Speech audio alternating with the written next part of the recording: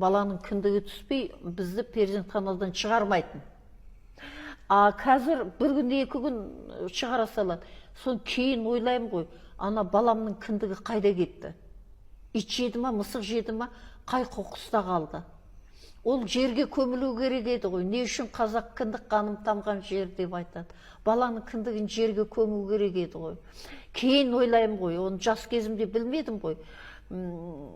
Мына қазақтың мінезінің өзгергені енді 50-70 жыл бойы бұл қазақтың кіндігін кім кеспеді?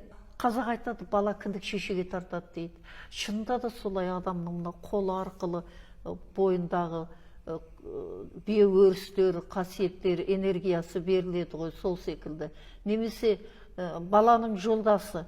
Ойбай-ау, бір қазақ сол баласының жолдасын іздеген жоқ қой. Ал баланың жолдасы қайда кетті? Ал қазақтар не істеді оны?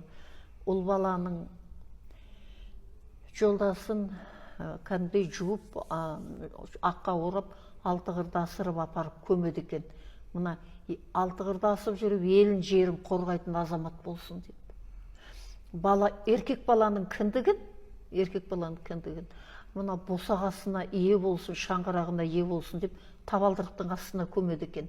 Ер сол кіндік қаны тамған кіндігі көмілген жерге қарай тартып тұрады.